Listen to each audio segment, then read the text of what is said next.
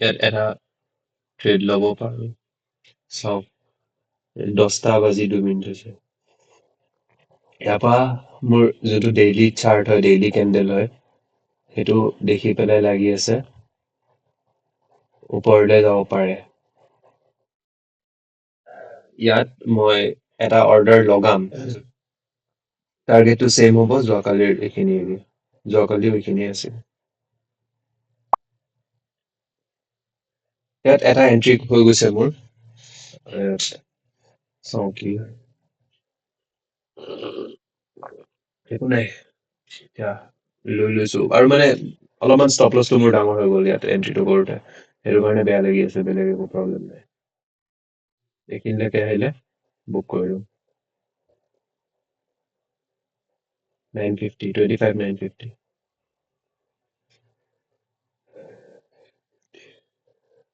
Target level আৰু stop লছটো দি দিম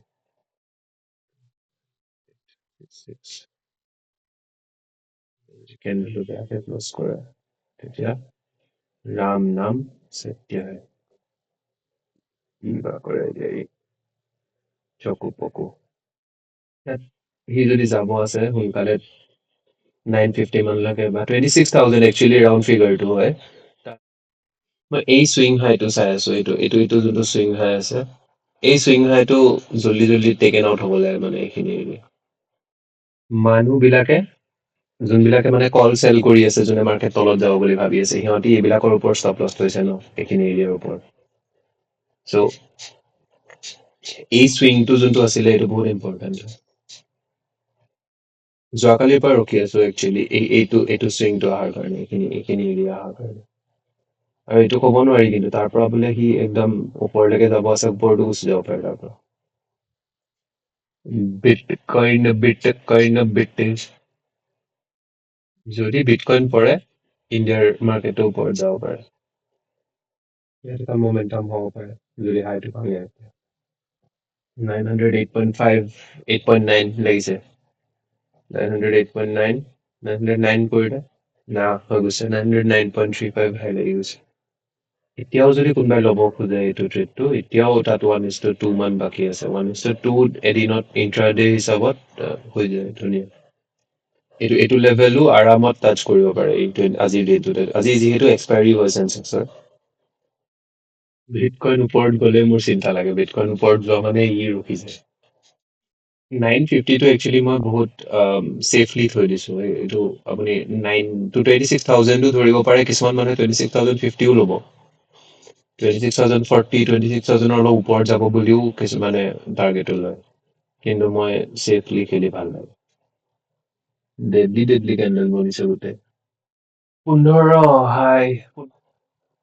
মই যিবোৰ এইবিলাক লাইনবোৰ টানি আছো ন, এইবোৰ যিবিলাক লাইনবোৰ আছে, এইবোৰ পাৰ্মানেণ্ট নহয়। এইটো পাৰ্মানেণ্ট হয় আৰু এইটো পাৰ্মানেণ্ট হয়। বাকী এইবোৰ মই মাজে মাজে চেঞ্জ কৰি থাকো নিজৰ ট্ৰেডিঙৰ হেৰি হিচাপত, নিজৰ ট্ৰেডিঙৰ মানে প্লেন হিচাপত। যা ভাই যা 160। যদি এটা মমেণ্টাম আহে ওপৰলৈকে 920, 930, 950 মানৰ ওপৰত যদি ওলাই যায়, মই আৰু আজিৰ দিনটোত লছ নলওঁ তেতিয়া। 24, 25 হাই, নতুন হাই লাগি আছে। Let's see. মমেণ্টাম অহা নাই, মমেণ্টাম এটা বিচাৰি আছিলো মই। क्या बोलती तुम 99 और क्या खंडाला 99 নকৰো, 99 পাৰো ৰিস্কি। 1:1 মান চলি আছে, যদি প্ৰফিট অহা নাই কিন্তু হাই লাগিছে 27 হৈ গৈছে হাই লাগি। মই গতিকে ইয়াত এতিয়া আৰু লছ নলওঁ, লগা হলে আৰু এবাৰ এন্ট্ৰি কৰি ল'ম। কষ্ট আনি থৈ দিছো ষ্টপ লছটো মই কষ্টৰ ওপৰত, এইটো কেণ্ডেলৰ তলত। কাৰণ আহিবলৈ আছে মোৰ হিচাপত এইখিনি মাত্ৰ। মে বি আৰু যাব পাৰে, মুভমেণ্ট কৰিব পাৰে, বাট মই এইটোত এক্সিট কৰিম এবাৰ। দে এক্সপায়াৰী স্পেচিয়েল দি দে ইয়ালৈকে। নোৱাৰে চাগে এতিয়া আৰু, সি কৈছে মই ভাগৰ লাগিছে, মই নোৱাৰো এতিয়া যাম। ঠিক আছে, প্ৰব্লেম নাই, নাযাওঁ যদি। নোৱাৰে, কৈছে যে মই অলপ টান পাইছো কাৰণে। একচুৱেলিটো নিফটি কিজানি নতুন হাইটো গৈ আছে, সেইটো ক'বতো নোৱাৰি। কিন্তু আমাৰ ট্ৰেডাৰ হিচাপে সেইটো কাম নহয় মানে যে ক'ত গৈ আছে এইটো প্ৰেডিক্ট কৰাটো। ট্ৰেডাৰ এজনৰ মানে কামটো এনেকুৱা টাইপ হয় যে আহ, যোনপিনে গৈ আছে সেইটো পিনে হাতখন ধুই ল'ব লাগে। অলপ যদি আৰু ওপৰলে মমেণ্টাম হয় তেতিয়া আৰু এগ্ৰেছিভলি ট্ৰেড কৰিম, এইবিলাক এৰিয়াত লৈ আনিম ট্ৰেড কৰি পেলাই। এতিয়া ইয়াত আছে এইবিলাক 26,000 টাচটোতো কৰিবই লাগিব স্পটত। মমেণ্টাম এটা আহি আছে, ৰেজিষ্টেঞ্চ জোনৰ ওচৰত পাইছে। মই ইয়াত এগ্ৰেছিভলি ট্ৰেড কৰিম হা, মানে অলপ টাইম পিছত, 1 মিনিট মান পিছত আৰু। এটা মমেণ্টাম বিচাৰি আছিলো, ইয়াত সি ৰখি যাব পাৰে।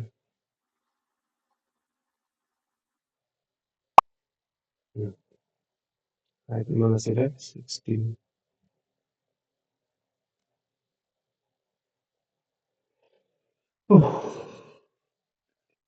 শেষ ট্ৰেডটো 1:3 ওপৰত আহি গৈছে।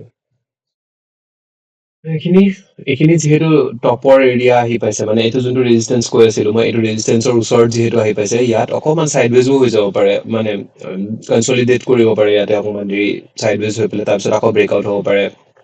অপশ্যন বাইঙত স্পেচিয়েলি, অপশ্যন চেলিং যদি হ'ল হয় তেতিয়াহ'লে আপুনি আৰামত চেল কৰি পেলাই এৰি দিব পাৰে, কিন্তু অপশ্যন বাইং যদি হয় তেতিয়াহ'লে আপুনি এনেকুৱা যেতিয়া ৰেজিষ্টেঞ্চ এৰিয়া এটাত আহি পাইছে তেতিয়া তাক অলপমান কনচলিডেট কৰিব দিয়ক, এটা ৰঙা কেণ্ডেল এটা বনিব দিয়ক বা চাইডৱেজ হ'ব দিয়ক। চাইডৱেজ যেতিয়া হৈছে, ৰঙা কেণ্ডেলটো যেতিয়া বনিছে, তেতিয়া তাৰ পিছত সেইখিনিৰ পৰা আকৌ যেতিয়া ব্ৰেকআউট দিব তেতিয়া অপশ্যন বাইংটোত আকৌ ফাইদা মানে পইচা বনিব পাৰে। টাৰ্গেট লেভেলটো এক্সপেক্ট কৰিম। ইভেনচুৱেলিটো মানে মাৰ্কেটটো ওপৰতে যাব। চ' যদি কয় কোনোবাই 10 বছৰত ক'ত যাব মাৰ্কেট বুলি, 50,000 যাবই সি, 1 লাখো যাব পাৰে। 25,000 26,000 আছে ন, তাৰ পৰা 1 লাখো যাব পাৰে। কিন্তু আমি সেইটো ভাবিতো লাভ নাই ন, আমি আজিৰ দিনটোত ভাবিব লাগিব। চ' আজিৰ দিনটোত মই যিটো দেখি আছো যে সি যদি এটা পুল বেক দিয়ে এতিয়ালৈকে, তাৰপিছত ইয়াৰ পৰা মুভ আজিৰ দিনটোত পচিবল হয়। এইখিনিত যেতিয়া এইটো কেণ্ডেল বনিছে, এনেকে তলত আহিছে আৰু এইখিনিত কেণ্ডেলটো বনিছে, মই তেতিয়া নাছিলো মানে মাৰ্কেটত, মই খাবলৈ গৈছিলো। তাৰপিছত আহি পেলাই দেখিছো মানে যে সি তলত গৈ পুল বেক আহি নতুন হাইও লগাই দিলে। হ'ব, একো নাই। নেক্সট এটা অৰ্ডাৰ, মই নতুন ফ্ৰেছ হাই এটাত মই অৰ্ডাৰ এটা লগাই থম। বেছি বেছি ডাঙৰ ট্ৰেড নহয় দেই, মানে জাষ্ট এইখিনি মান আৰু 26,050 এনেকুৱা। নলয় চাগে এতিয়া এন্ট্ৰি। 800 ফুটটো 10 টকালৈকে যাব চাগে, হাই কিমান আছে। এন্ট্ৰিটো লৈ লৈছে দেই। এইটো লাষ্ট হয়, আৰু নাই আজি ট্ৰেড নকৰো। যদি এইটো ষ্টপ লছ ল'বও পাৰে, এতিয়া ঘূৰি যাবও পাৰে। যদি ঘূৰি যায় ঘূৰি গ'ল, আৰু আজিৰ দিনটো আৰু নাই আৰু। ইয়াত মই বাই চেলটো লগাই দিওঁ।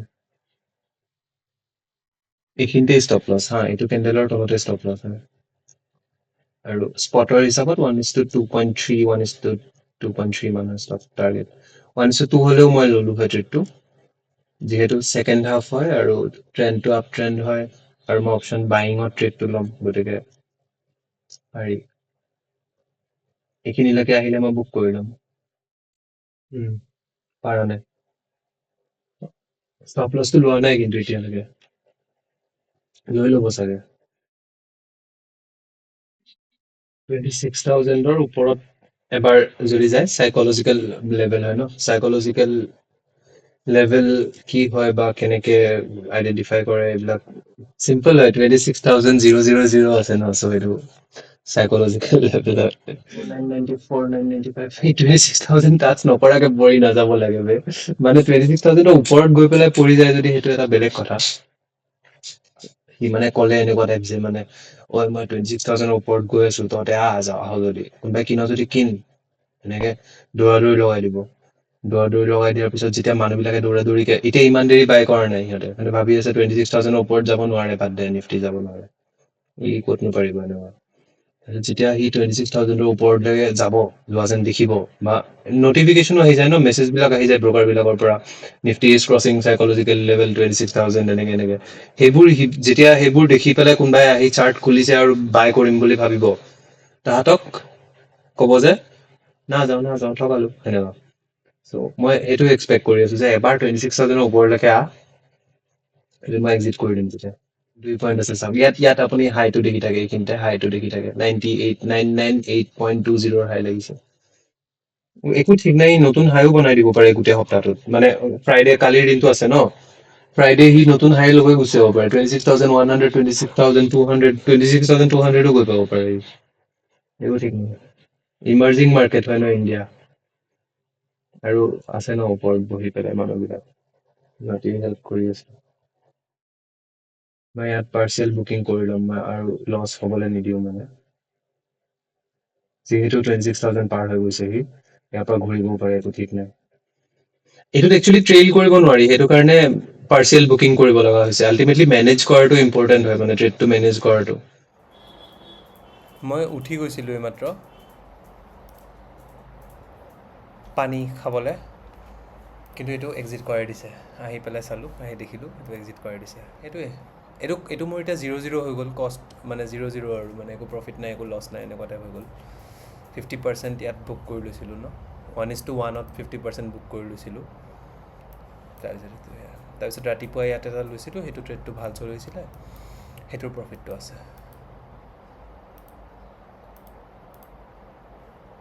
ঠিক আছে, এতিয়া মই এইটো শেষ কৰোঁ আজি দিনটো। আজি যিহেতু আৰু ট্ৰেড নলওঁ, যিমান যি কৰিলেও সি আজি মাৰ্কেট নিফটিয়ে আজি যিমান যি কৰিলেও মই আজিৰ দিনটোত আৰু ট্ৰেড নলওঁ। এইটো মই ইয়াত যোনটো ট্ৰেড চলি আছিলে মই ৰেকৰ্ডিং কৰিলো, কিন্তু মই মাইকটো পিন্ধিব পাহৰি গলো, মানে ইয়েৰফোনটো মই ইউজ কৰি আছো মাইকৰ কাৰণে, চ' এইটো পিন্ধিব পাহৰি গলো, গতিকে ভইচটো নাহিলে কথাখিনিত। ৰেকৰ্ডিংটোত গোটেই আহিলে, কিন্তু ভইচটো নাহিলে। মই এতিয়া এইটো হেৰি কৰো, ক্ল'জ কৰো, এইটো লৈ লৈছে, মানে যোনটো ষ্টপ লছ আছিলে সেইটো ষ্টপ লছ লৈ লৈছে, হৈ যাব।